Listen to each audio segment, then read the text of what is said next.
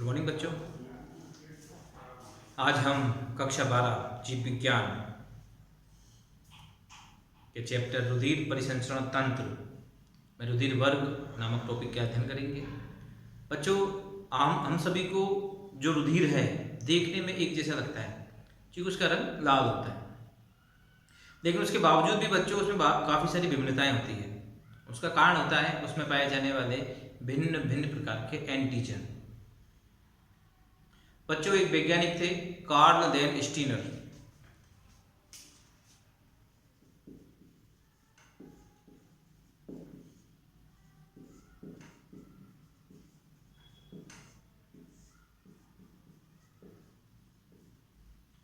जब इन्होंने बच्चों एक व्यक्ति का रुधिर किसी दूसरे व्यक्ति के रुधिर के साथ मिलाया या दो भिन्न प्रकार के रुधिर वर्गों को जब इन्होंने मिलाया तो उन्होंने देखा कि रुधिर का थक्का जम गया है। उसका कारण जब जानना चाहा तो पता चला कि जो आपके रक्ताणु होते हैं वो आपस में चिपक गए, और रक्ताणुओं के चिपकने की इस प्रक्रिया को रुधिर का आश्लेषण कहते हैं। क्या कहते हैं? रुधिर का आश्लेषण, एग्लूटिनेशन।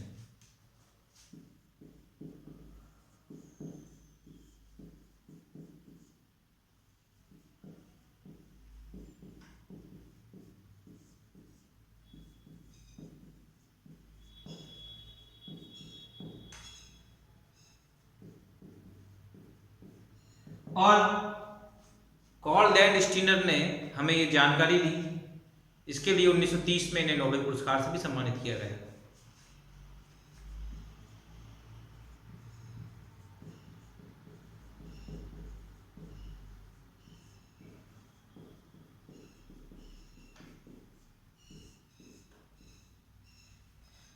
देखो बच्चों, जो एंटीजन होते हैं जिनके कारण आप लोगों के अंदर या हमारे अंदर रुधिर वर्ग भिन्न भिन्न होता है, ये एंटीजन बेटा रुधिर के जो आपके रक्ताणु हैं उनकी सतह पर चिपके हुए ग्लाइकोप्रोटीन के अणु होते हैं,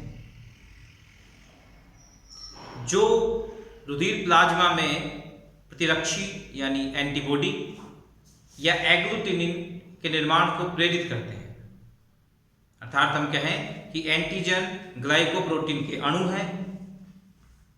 यह अणु रुधिर के जो रक्ताणु होते हैं उनकी सतह पर चिपके हुए होते हैं, और रुधिर प्लाज्मा में यह एंटीजन एंटीबॉडी या एग्लूटिनिन के संश्लेषण को प्रेरित करते हैं। एंटीजन, ये जो एंटीजन होते हैं आपके,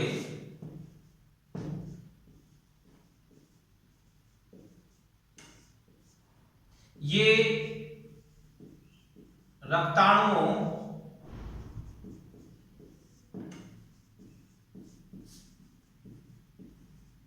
की सतह पर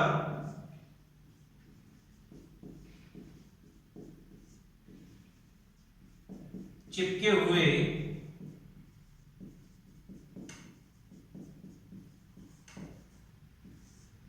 ग्लाइकोप्रोटीन अणु है। ये क्या करते हैं? यह रुधिर प्लाज्मा में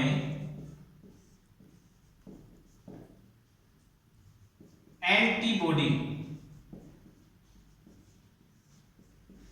या एग्लूटिनिन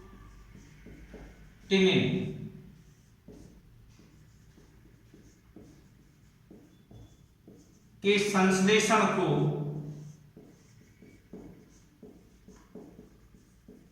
प्रेरित करते हैं।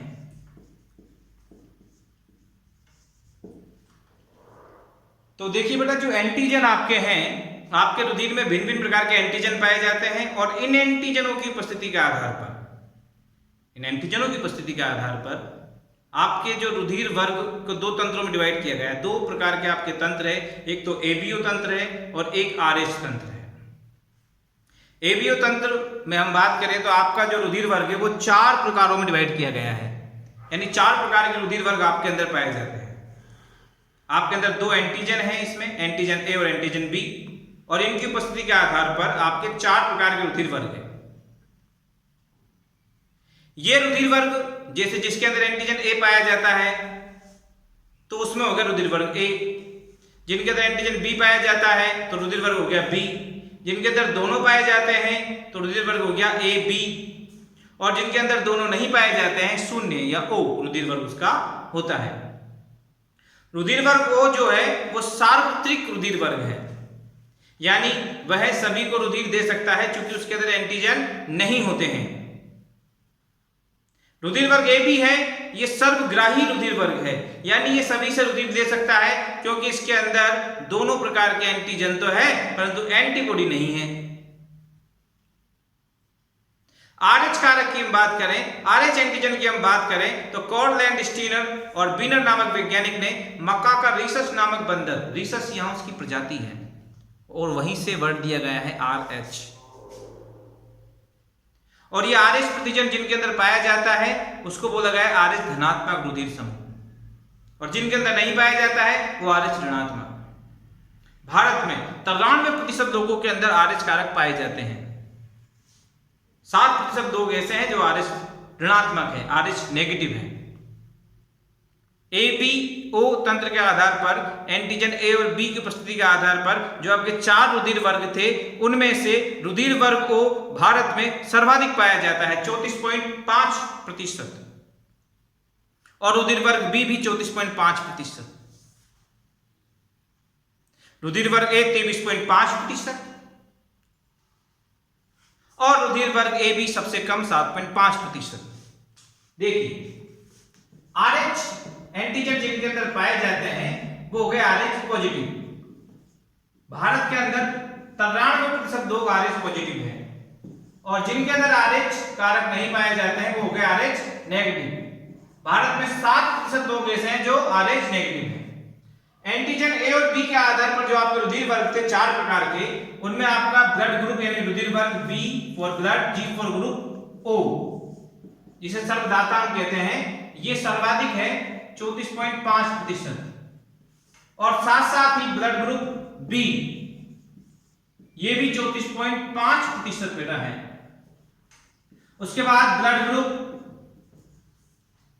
ए 23.5%, और अंत में सबसे कम जो है वो है ब्लड ग्रुप ए बी 7.5%। यहां हम केवल एक संक्षिप्त इंट्रोडक्शन मैंने आपको रुधिर वर्ग के बारे में लिया है, अगली कक्षा में हम इसके बारे में विस्तार से पढ़ेंगे। रुधिर वर्ग ए, रुधिर वर्ग ए बी, बी और ओ, यहां आरएच कारक के आधार पर आरएच धनात्मक, आरएच ऋणात्मक। तो आज के लिए इतना ही, मिलते हैं कल, धन्यवाद।